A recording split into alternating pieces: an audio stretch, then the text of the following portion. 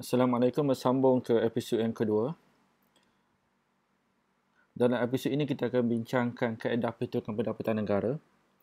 Okey, sebelum kita mula kaedah, kita kena faham satu benda, apa yang disebut sebagai identiti pendapatan negara. Identiti pendapatan negara ini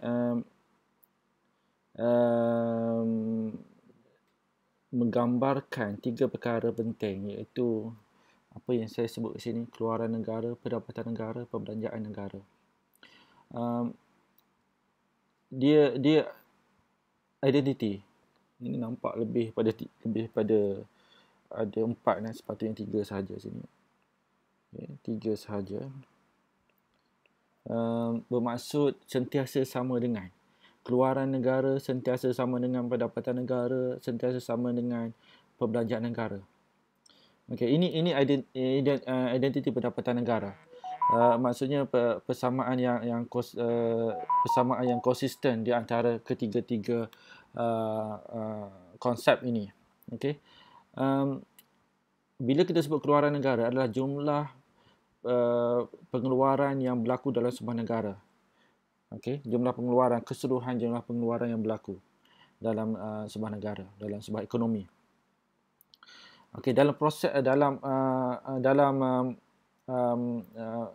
bila menghasilkan suatu output, okey, menghasilkan satu output, dan output ini akan dibeli, okay? Akan dibeli oleh semua sektor dalam ekonomi. Okay? Jadi maksudnya semua output tadi dibeli oleh semua sektor dalam ekonomi, dan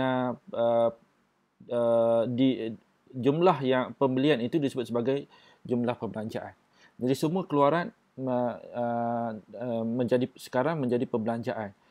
Dan macam mana nak membiayai perbelanjaan tadi? Daripada pendapatan, kan? Jadi daripada pendapatan, keseluruhan pendapatan dihabiskan untuk berbelanja ke atas keluaran. Jadi kita lihat persamaan itu. Keluaran negara sama dengan pendapatan negara, sama dengan perbelanjaan negara. Berdasarkan identiti inilah, maka kita boleh gunakan ketiga-tiga kaedah ini, sama ada kaedah keluaran, kaedah pendapatan atau kaedah perbelanjaan. Ketiga-tiga kaedah ini akan menghasilkan apa kita panggil jumlah pendapatan negara yang sama. Okey. Okey, kita lihat yang pertama, kaedah yang keluaran misalnya. Okay, kaedah pertama iaitu dengan menjumlahkan semua nilai ditambah, kan. Dalam kaedah keluaran ini dia melihat aspek nilai ditambah. Nanti kita akan ada satu episod untuk bincangkan tentang bagaimana nilai tambah ini diperoleh. Iaitu dengan menjumlahkan semua nilai ditambah yang dihasilkan, mesti melibatkan elemen pengeluaran sini yang dihasilkan oleh semua sektor dalam sebuah negara. Definisi sektor ini adalah merujuk pada yang ini sektor yang disebut sebagai sektor. Ada sektor pertama, kedua dan ketiga. Okey, sektor pertama adalah merujuk kepada aktiviti pengeluaran yang menggunakan input daripada sumber alam. Okey. Jadi aktiviti mengeluarkan output daripada input yang diperoleh daripada sumber alam. Jadi perikanan adalah sektor sebab inputnya adalah untuk menghasilkan ikan, inputnya adalah ikan di laut daripada sumber alam. Sektor perladangan, sektor pembalakan, sektor pertanian, sektor pelombongan. Ini adalah sektor-sektor di bawah kategori sektor pertama. Manakala sektor kedua, dia tidak memperoleh input daripada sektor input untuk sektor kedua ini bukan daripada sumber alam. Dia daripada input untuk sektor kedua ini menggunakan input yang dihasilkan oleh sektor lain. Okey. Dan menghasilkan output dan untuk menghasilkan output. Okey, jadi sektor kedua ini menggunakan input yang dihasilkan oleh sektor lain. Jadi ada sini ada sektor pembuatan, ada sektor pembinaan. Ini di bawah kategori sektor kedua. Manakala yang ketiga, sektor yang ketiga dia tidak menghasilkan output.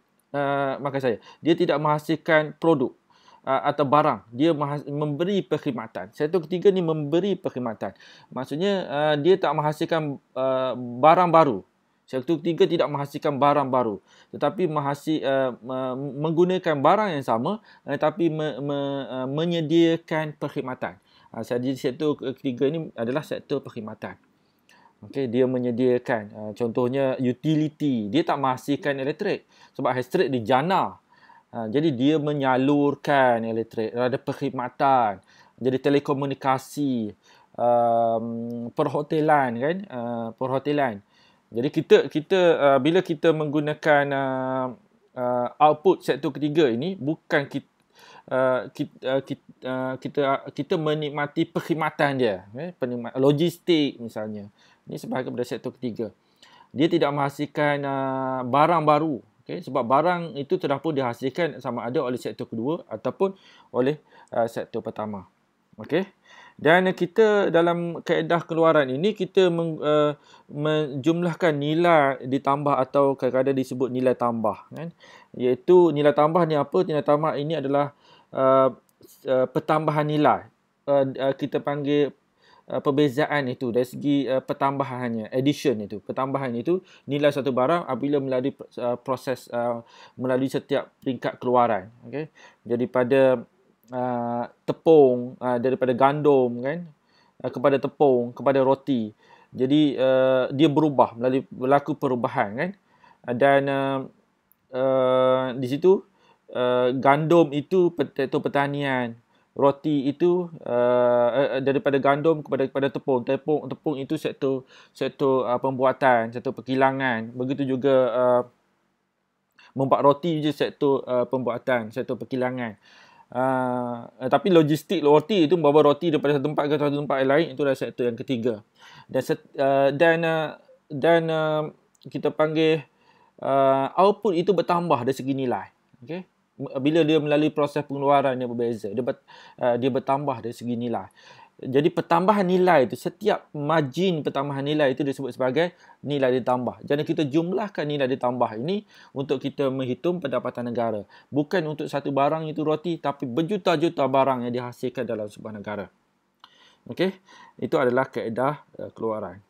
Seterusnya kaedah perbelanjaan, iaitu dengan menjumlahkan semua pembelanjaan dilakukan oleh semua ejen yang ada dalam ekonomi, kan? Dengan menjumlahkan semua pembelanjaan dan kita kategorikan ejen ini seperti isi rumah, kan? Isi rumah, ejen firma, kerajaan dan sektor luar, kan? Jadi kita menjumlahkan keseluruhan. Jadi isi rumah, perbelanjaan isi rumah adalah penggunaan ke atas barang dan perkhidmatan akhir oleh pengguna, kan, oleh isi rumah. Pelaburan adalah pengumpulan, pengelaburan ni sama dengan kita panggil pembentukan modal, okay? Capital formation, okay? Pembentukan modal, okay? Jadi penambahan itu dalam modal, itu disebut sebagai pelaburan. Dia bukan jumlah modal. Kalau jumlah modal itu adalah capital stock, okay? Jumlah modal, stok modal. Tapi pertambahan itu, formation, pembentukan modal tambahan itu disebut sebagai pelaburan, okay? Pelaburan. Dan perubahan dalam inventory. Perubahan dalam inventory ini merupakan sebahagian daripada perbelanjaan firma, kan? Juga merupakan sebahagian daripada perbelanjaan firma. Saya lupa masukkan sini adalah perbelanjaan kerajaan. Komponen yang ketiga adalah perbelanjaan kerajaan. Okey. Dan kita dah belajar pun tentang perbelanjaan kerajaan dalam siri sebelum ini. Perubahan dalam inventory. Perubahan dalam inventory juga adalah satu bentuk perbelanjaan oleh firma. Inventory merujukan kepada inventory ada dua aspek, sama ada input ataupun output. Okey, input yang belum digunakan ataupun output yang belum dijual. Itu adalah merujuk pada inventory. Dalam kes ini, perubahan dalam inventory ini sama ada positif atau negatif. Kalau dia negatif, maksudnya berlaku pengurangan dalam inventory. Positif maksudnya berlaku peningkatan dalam inventory. Manakala ekspor bersih adalah sisihan di antara ekspor tolak import. Okey, kalau yang kita nak lihat kalau maksudnya sektor luar ini, berapakah jumlah kita panggil pembelanjaan bersihnya, kan? Sebab ekspor adalah pembelanjaan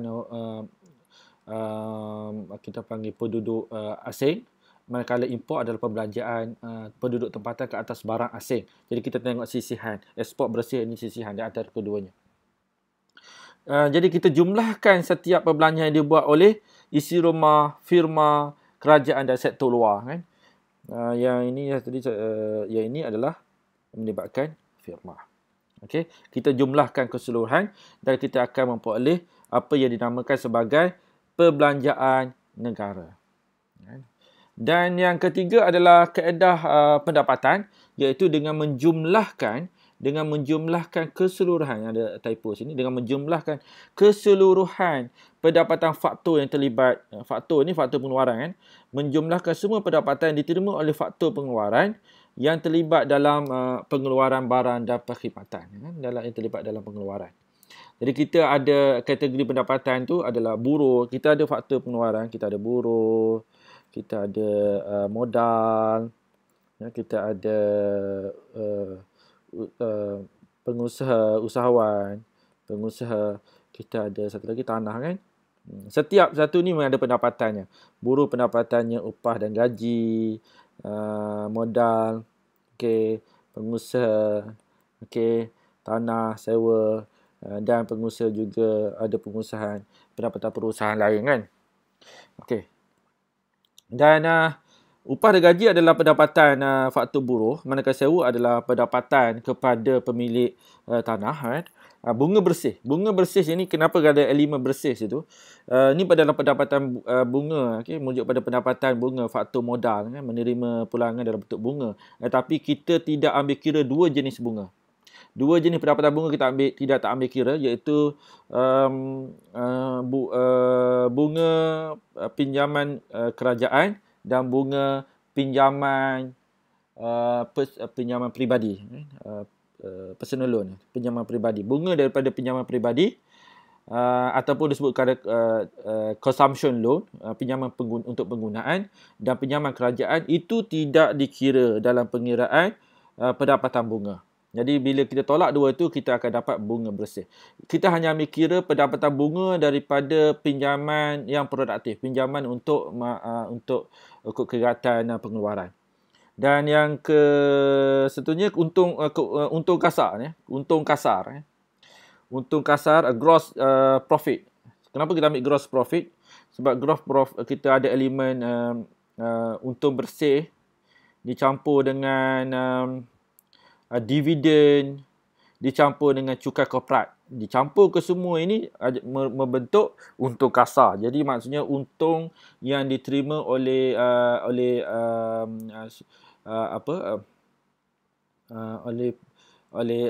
suatu firma sebelum diagihkan kepada pemegang saham ataupun sebelum membayar cukai korporat.